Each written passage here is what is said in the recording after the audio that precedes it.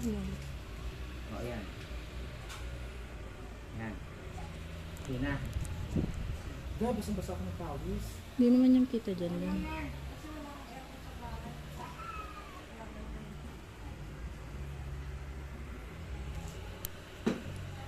Pagka nag-video ka na ganyan, hindi pa din sigurado kung ma-upload. Mas, dyan na kayo dyan. Okay. Saan yung bilang? Maharo pa dito. Pasok pa dito. Okay. Magkukwento lang naman dyan. Okay. Video ka lang. Ayun, pwede ko siya. English yan, Dan. Hindi, Tagalog ito. Ngayon din na yan. Hindi, kasi yung mga mag-deliver naman ng visa, yung Tagalog. Kasi forward lang nila yung kaito. Okay. Dapat yung tayo sa labas para yung gero doon ang tanong. Ayos na. Okay. Okay.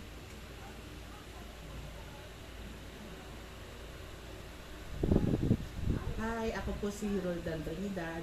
Nag-a-apply po ng visa papunta sa Australia. Kasama ko po ang mama ko po, si Rosario Trinidad.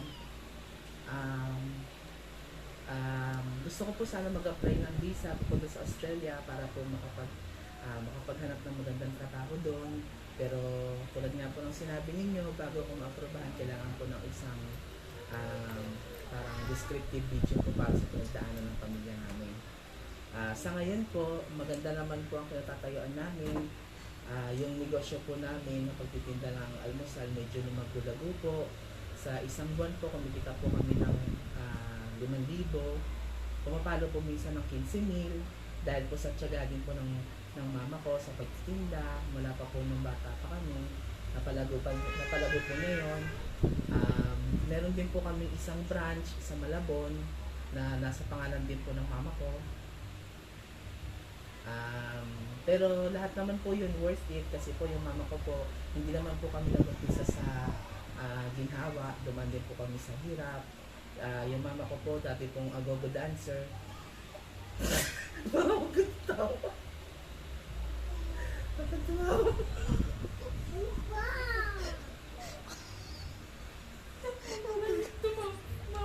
Cut mo na lang. Marunong ka naman mag-edit. Marunong ka naman mag-edit.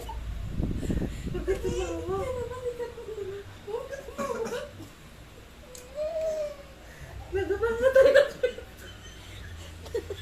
Marunong ka tumawa. Si mama kasi. Tumatawa. Nagkatumawa ma. Cut mo na lang. Marunong Gagawa ka nga naman ako ng kwento natin papunta din sa pag-unlad. Kung ba tayo nagkaroon ng magandang okay. Bakit maganda na ba kaagad? Parang Hindi, pa ganun, mama. yung present, tas backstory, tas present, gano'n. Lapit ko dito. Edit, cut mo na lang yun, cut. Oo, sige, cut ko na lang. Ay!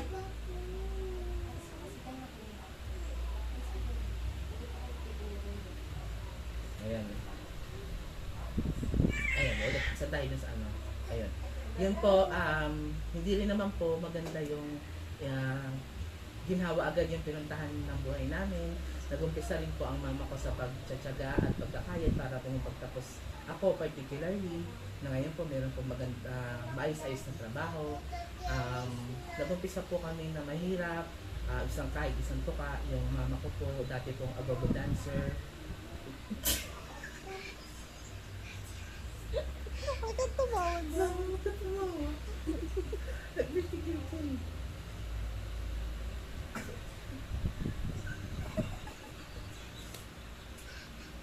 Tsura mo. Mama, hindi ako titingin kay mama. Diyan. Parang hindi ako matawa. Cut mo. Kakat ko na lang. Oh. Huwag ka tumawa, ma. Dapat nga hindi ka masaya dyan. Okay. Yun nga po, nag-umpisa naman po ang mama ko na agogo dancer. Nakaaw naman po ko. Bakit mo?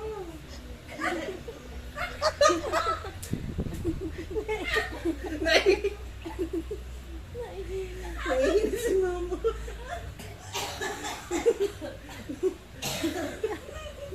Huwag ka tumama, ikat mo kasi.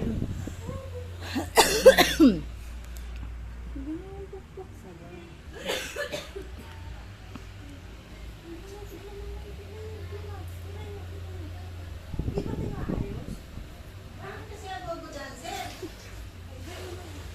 Drag pusher na lang. Dapat kayo tinda na lang sa palit. O sige. Sige, sige, sige. Nagbebenta na lang ng ano. O sige, sige. Uy, alisin mo to. Alisin mo, sige. Ay, ate, alis dyan. Hindi ko pwede dyan. Higa. Okay. Higa ka bili. Mapasok ka dito. Nagtindera sa palengke, nagpatindera, gano'n. Hindi ko dancer. Sige, sige. Okay. Ayan nga po, nag-umpisa naman po kami ng medyo may challenge po sa buhay. Nagtinda po ang mama ko sa palengke. Nag-start po siya magtinda ng isda, naging tindera, nagtinda ng hindi kanya, bumali-bali po. Pumesto na rin po siya sa labas ng palengke para po mandimos sa mga mamimili po ng palengke doon. Kung hindi niyo po maitatanong, mama ko po ay may lifetime hero kasi po kahit po si mama ay may kapansanan, naihahon niya po kami lahat ng magkakapatid. Ang mama ko po ay may diferensya sa pagsasalita. Siya po ay... Okay, okay. Dumang ka na, sige na.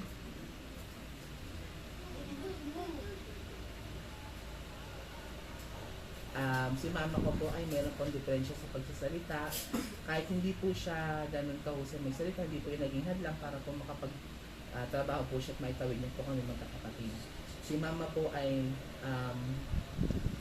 hindi po pipi si mama pero po siya ay utal.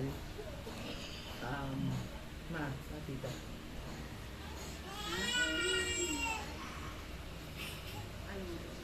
Dapat niya sa kayong papo.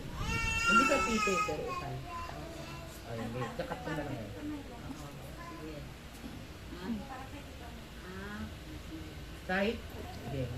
Kahit may challenge po sa pagsasalita ang mama ko, naitawid niya po kami sa pagtitinda, panininda sa mga may-ari ng isda.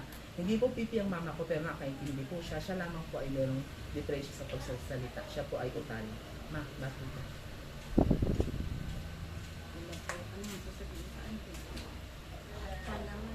Wala tayong lahat.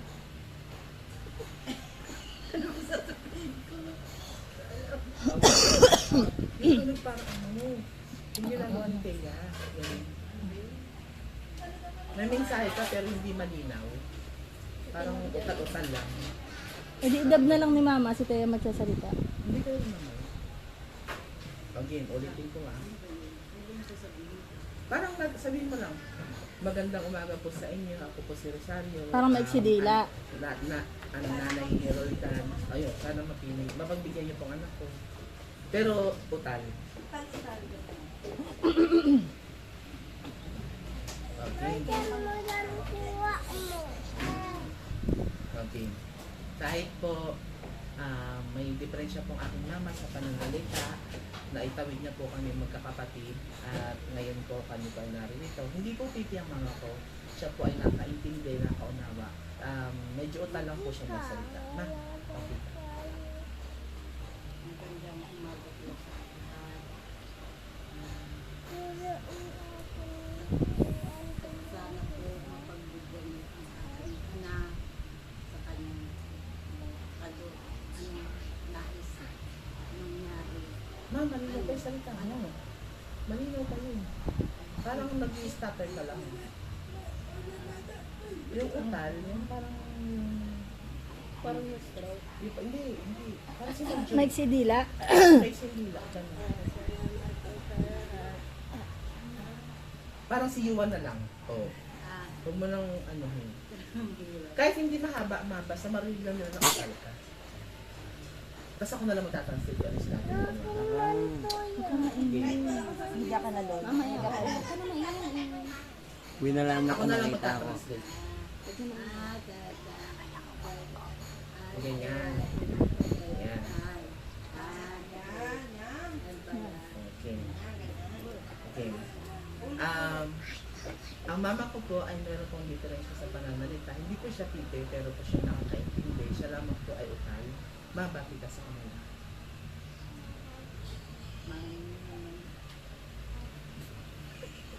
Wow.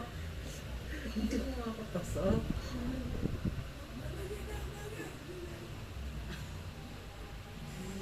Magandang umaga sa lahat.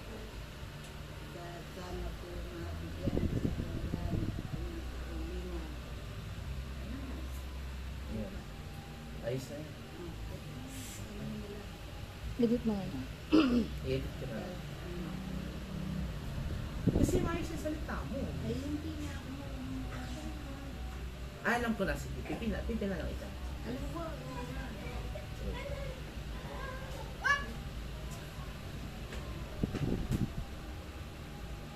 Ayan. Ano? ayun ka, hindi ka ayun ka. Sige, pwede na yan. Okay, tito naman. Sama mo na lang si Papa. Background lang. Nasaan? Si Papa. Parang family background. Hindi na, si Mama na lang. Sige. No. Ayan po, ito po ang aming descriptive story. Ito po ang mama ko, Aling si Rosario. Papaalam na po sa inyo, mga huling salita niya. Na. Paalam na. Well,